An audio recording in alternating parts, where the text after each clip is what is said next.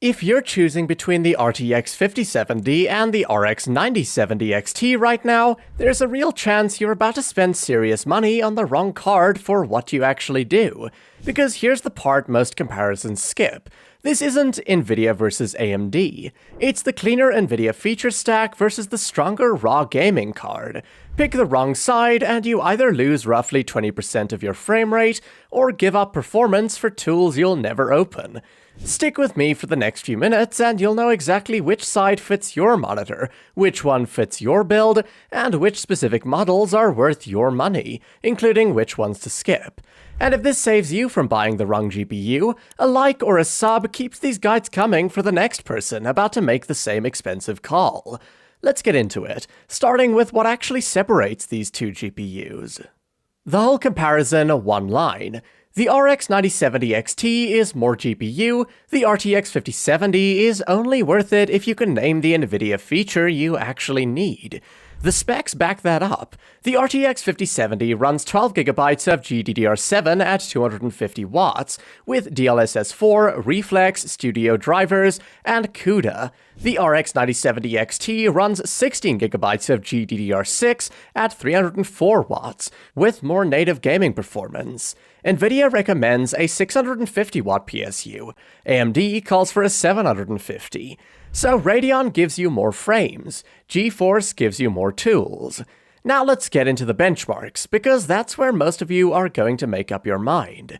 In TechSpot's 57 game comparison, the RX 9070 XT was 17% faster than the RTX 5070 at 1440p, and 21% faster at 4K on average. That's not noise, that's a tier gap. A few that landed hard. The Last of Us Part 1, 24% faster at 1440p, 37% faster at 4K. Starfield, 31% at 1440p, 36% at 4K. Cyberpunk 2077 on the high preset with upscaling off, 25% at 1440p, 27% at 4K. That's why the RX 9070 XT is the default pick for a gaming-first build. It's not that AMD wins every time. Gamers Nexus found titles like Final Fantasy XVI and Black Myth Wukong, where the RTX 5070 pulls ahead. But the same testing also had the RX 9070 XT 27% ahead in Resident Evil 4 at 1440p, and 29% ahead in Cyberpunk Phantom Liberty at 4K. So across a wide enough sample, Radeon is the stronger gaming card, full stop. Now let's talk resolution and VRAM, because this is where 12GB versus 16GB stops being a spec sheet thing. The RTX 5070 isn't a bad 1440p card. The RX 9070 XT is just more comfortable there. More raw performance, more headroom before you reach for upscaling. At 4K, the gap stretches further, and that extra 4GB of VRAM stops being theoretical. So here's the monitor rule. At 1080p, both cards are overkill. Pick on price. At 1440p, RX 9070 XT. At 4K, still RX 9070 XT. But check what the RTX 5070 Ti costs before you commit. If the gap gets messy, the next tier sometimes makes more sense than either of these. Speaking of where the RTX 5070 actually earns its money, let's talk Nvidia features. If you live in DLSS-supported games, ray-traced titles, competitive shooters where reflex matters, or you actually open creator apps, Nvidia is the smoother ecosystem. The RTX 5070 brings DLSS 4.5 with frame generation and multi-frame generation, Reflex 2, broadcast, AV1 encode, studio drivers, CUDA, and Nvidia's 9th gen NVENC encoder. That stack isn't fluff. In AI vision testing, Tom's Hardware found the RTX 5070 more than doubled the RX 9070 XT. And in a separate RTX 5070 versus RX 9070 comparison, Nvidia also had a big blender lead. So for AI and creator-heavy workflows, Nvidia still has the safer lane. So if this isn't only a gaming PC, the call changes. If you edit video, render, run local AI, stream seriously, or work in apps that clearly favor Nvidia, the RTX 5070 can win on total value, even while losing on raw frames. But be honest with yourself. Occasionally clipping gameplay is not, I use Nvidia tools. The RTX 5070 earns it when those features are part of your daily use, not when they're nice to haves. Now let's talk ray tracing and upscaling, because this is where people overthink the whole comparison. Nvidia owns the broader ray tracing and upscaling story. That doesn't mean the RTX 5070 wins every ray tracing game. Gamers Nexus had the RX 9070 XT ahead in Dragon's Dogma 2 at 4K and Resident Evil 4 at 4K with ray tracing and upscaling. In the heavier Nvidia-favored titles like Black Myth Wukong and Dying Light 2, the green team pulls back ahead. So the practical rule: mostly play with ray tracing off or stick to native resolution, buy the RX 9070 XT.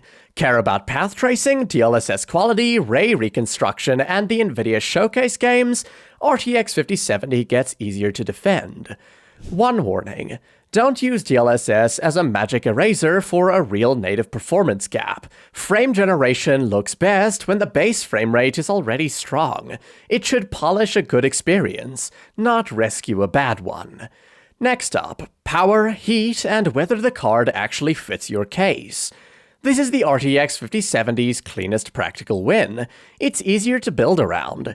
250 watts versus 304, a 650 watt PSU recommendation versus 750.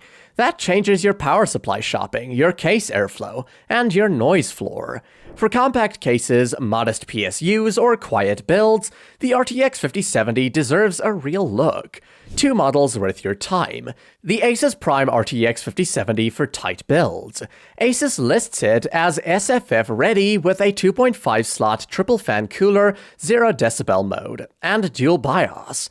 The MSI RTX 5070 Gaming Trio for larger builds where you care about silence.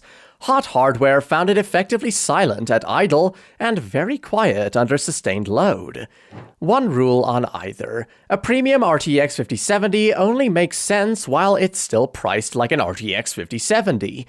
If a fancy model creeps towards RTX 5070 Ti money, stop and move up the stack. Now let's get into the RX 9070 XT models actually worth buying, because model choice matters even more on this card. In TechSpot's 14-card RX 9070 XT roundup, the standouts were the XFX Mercury, Sapphire Nitro Plus, Sapphire Pure, PowerColor Red Devil, and ASRock Taichi.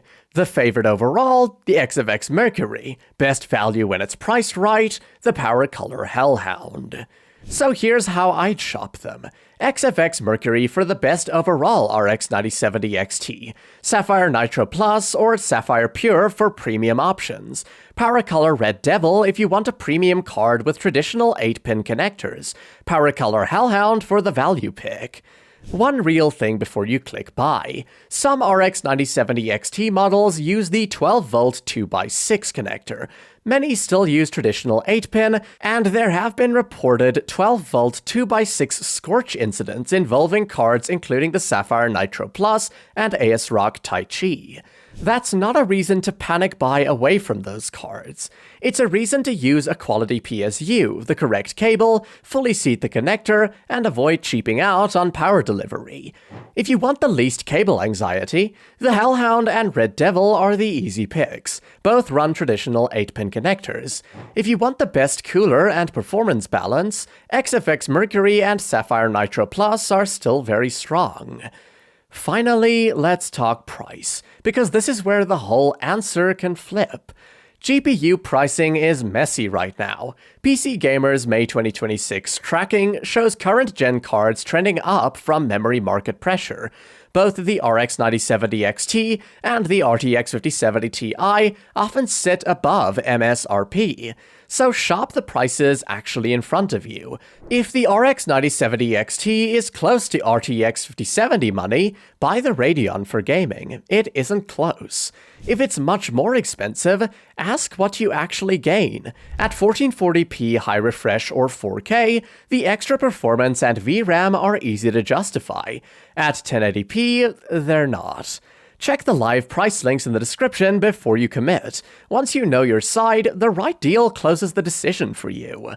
So here's the final call. Buy the RX 9070 XT for a gaming first PC. Start with the XFX Mercury, Sapphire Nitro Plus or Pure if the price lines up, PowerColor Red Devil for premium with 8-pin, PowerColor Hellhound for value. Buy the RTX 5070 if you can name the Nvidia feature you'll actually use. DLSS, Reflex, Ray Reconstruction, CUDA, Studio Drivers, AI Workflows, lower power, or an easier compact build. ASUS Prime for small cases, MSI Gaming Trio for quiet, larger ones.